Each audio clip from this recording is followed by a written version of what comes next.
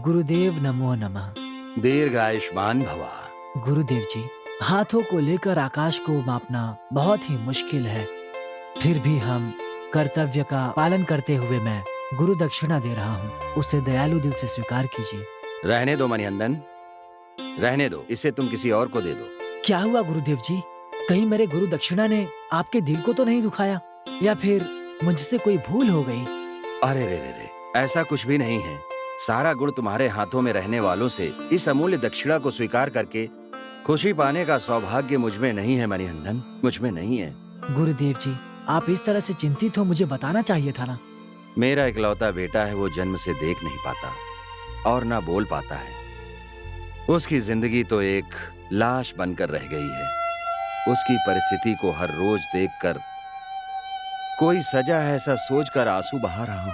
ढेर सारे बच्चों को विद्या दान देने के बावजूद भी मेरे पिछले जन्म का पाप कर्म अभी पूरा नहीं हुआ है। उसी पाप कर्म की सजा मैं भुगत रहा हूं। मेरे पाप पूरे नहीं हुए हैं मणिहंदन, मेरे पाप पूरे नहीं हुए मणिहंदन। इस परिस्थिति में तुम्हारे गुरु दक्षिणा को पाकर मैं क्या खुशी पा सकता हूँ? मुझे किसी भी खुशी की अभिलाषा नहीं है। तुम ही सोच कर देखो मणिहंदन। आप चिंता मत कीजिए, हिम्मत रखिए। जो प्रभु की पूजा करते हैं वो उनका हाथ कभी भी नहीं छोड़ते।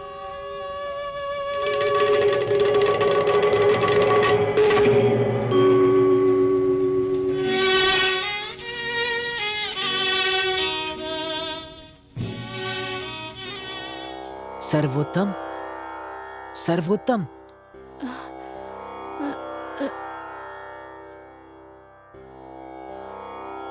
सर्वोत्तम, तुम मुझसे बात क्यों नहीं कर रहे हो? चलो उठो।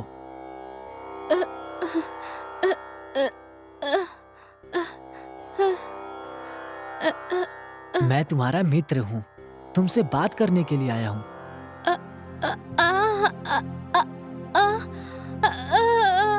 चिंता मत करो, तुम्हारे ऊपर भगवान का आशीर्वाद है।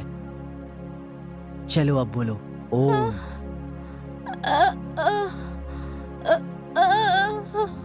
डरो मत, ओमकार की शक्ति तुम्हारे अंदर है। चलो बोलो ओम। बोलो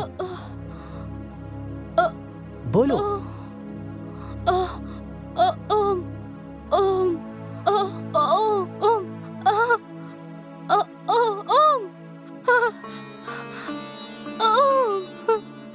चलो बोलो ओम नमः शिवाय। ओम नमः शिवाय। ओम नमः शिवाय। ओम नमः शिवाय। ओम नमः शिवाय। ओम नमः शिवाय।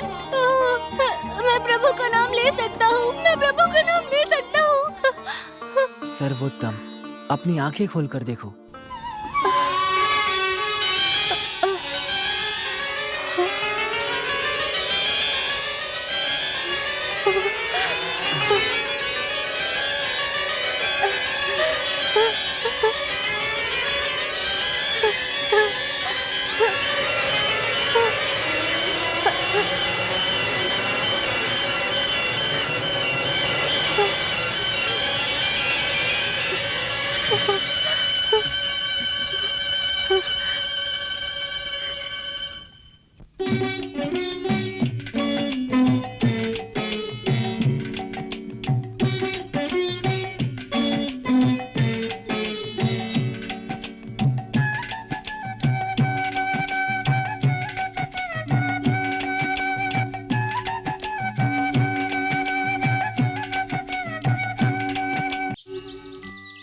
बेटा सर्वोत्तम। बेटे सर्वोत्तम, माँ, पिताजी। क्या बात है बेटा, हम जो देख रहे हैं वो सच है क्या? हाँ पिताजी, वो परमात्मा एक तेजस्वी बालक के रूप में आए थे। उन्होंने मुझे देखने का वर दिया और बोलने की क्षमता देकर अचानक गायब हो गए। भगवान की दया है। हे भगवान, आपने मेरी पुकार सुन ली। मेरा जन्म सार्थक हो गया, मेरा जन्म सार्थक हो गया ईश्वर। भगवान की कृपा है।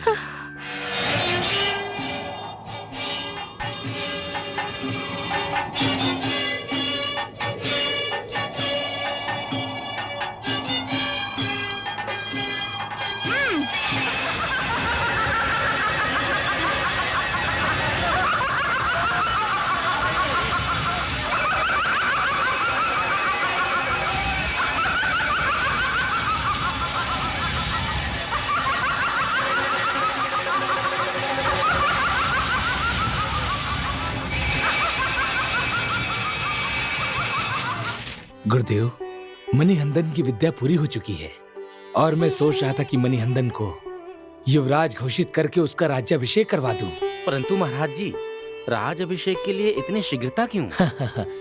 मुझे जल्दी नहीं है, बल्कि ये मेरा सपना है। ये कैसी मोह माया है महाप्रभु? राजा अपने वंश को छोड़कर जंगल में मिले उस बच्चे को लेकर आप युवराज का राज अभिषेक करने जा रहे हैं। मंत्री जी, अपनी जुबान पर लगाम लगाइए। हाँ, मणिहंदन हमारे राजवंश में पैदा नहीं हुआ तो क्या वो मेरा बेटा नहीं है? जब से वो यहाँ पर आया है, हमारे दिल में और हमारे राज में खुशी भर गई है। जब से वो यहाँ पर आया है, सब अच्छा ही हो रहा है। सब जानते थे कि महारानी को बच्चा नहीं हो रहा है, पर उसे बच्चा भी मिल गया। और ये सौभाग्य मणिहंदन के मिलने से हमें प्राप्त हुआ है। कौवा वृक्ष पे बैठता है और उसी समय एक फल गिर जाता है। इसकी वजह ये नहीं कि कौवे ने ही फल गिराया हो, परंतु फल तो अपने आप ही पककर गिरा था। ऐसा बोलना शोभा नहीं देता है। आपका इस तरह बात करना भी शोभा नहीं देता। कोई कुछ भी कहे, पर मणिहंदन का राज्याभिषेक नहीं रुकेगा। नारायण नारायण नारायण नारायण। नारद महर्षि, मैं आपके बारे में ही सोच रहा था। मुझे ये तो बहुत आश्चर्य की बात है। हर समय अप्सराओं के बीच में नृत्य देखने वाले देवेंद्र मेरे बारे में सोच रहे हैं। हमेशा हंसी उड़ाना आपकी आदत है। आप मेरी चिंता जानते हो। चिंता? नारायण, चिंता करने वाली बात क्या हो गई? अब क्या होना बाकी है? मणिहंदन का राज्य अभिषेक, युवराज का कार्य अच्छे से हो रहा है ना? उसके बाद भी नारायण, अपनी प्रजा की रक्षा करने वाले श्री रामचंद्र जी का अभिषेक हुआ था क्या? ये भी वैसा ही है। हरिहरन का पुत्र जन्म लेकर महर्षि का संहार करने के लिए है, राज अभिषेक करके राज्य को चलाने के लिए नहीं। शीघ्रता मत करिए, थोड़ा धैर्य रखिए। महारानी को प्रणाम। बैठ जाइए। वैसे बात क्या है? कुछ समय के लिए इन सभी को बाहर भेज देती तो जैसी आपकी मर्जी।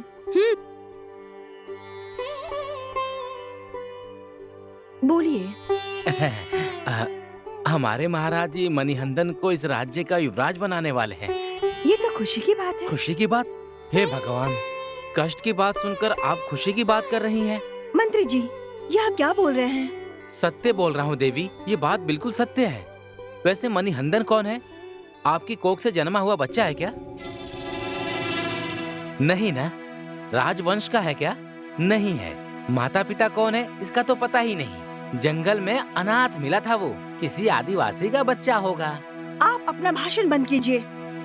मणिहंदन को आपने क्या समझा है? वो तो भगवान के द्वारा दिया गया फल है। हे भगवान, देवी मैं आपको कैसे समझाऊं?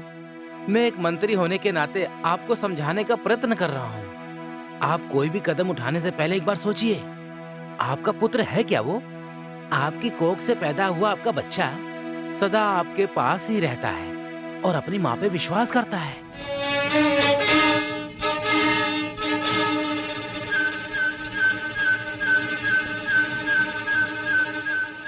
इस राज्य के खुद के अपने वंश को बिना कुछ सोचे समझे जंगल से मिले एक बच्चे को लाकर लोरी सुनाकर कौन पालन पोषण करता है?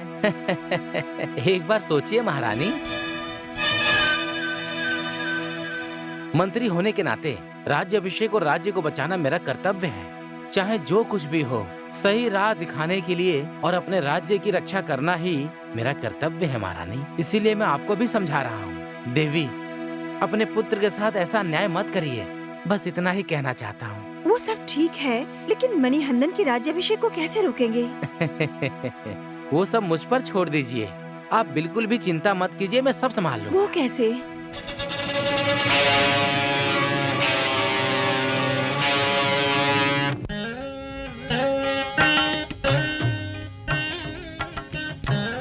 महाराज, मणिहंदन की पूरी कुंडली को अच्छी तरह से देखने के बाद इस बृहस्पतिवार को अच्छा मुहूर्त निकालकर राज्याभिषेक करना श्रेष्ठ रहेगा महाराज।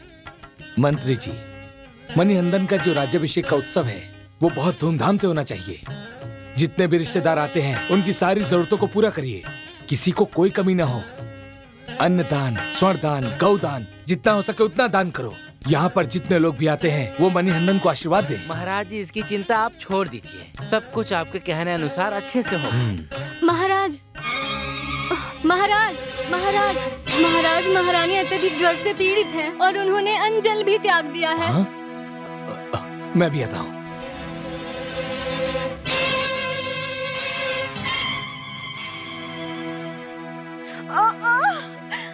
देवी, स्वामी, देवी, देवी, तुम्हें क्या हो गया? स्वामी, बहुत दर्द हो रहा है। मुझसे बर्दाश्त नहीं हो रहा है। अब मैं नहीं जी सकती हूँ। मणिहंदन का राज्याभिषेक देखने का भाग्य मेरे नसीब में नहीं है। शांत हो जाओ। देवी, देवी, चिंता मत करो। जब तक तुम ठीक नहीं हो जाती मणिहंदन का राज्याभिषेक नहीं होगा। धीरज रखो।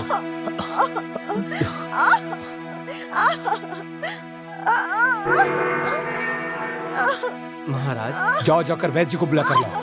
जी महाराज। स्वामी, स्वामी,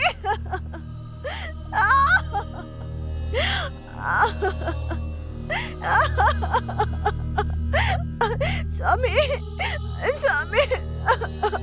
भाई, माँ को कुछ नहीं होगा। चिंता मत करो, धैर्य रखो तुम, माँ ठीक हो जाएगी। देवी, इसे पी लो। भाई, माँ को ज्यादा कुछ तो नहीं होगा ना? माँ की बीमारी जल्द से जल्द दूर हो जाएगी। भगवान के रहते हमें कुछ नहीं होगा। उनकी हम दिल से प्रार्थना करेंगे कि जल्द ही माँ की परेशानी को दूर कर दीजिए। अब हाथ जोड़ लो।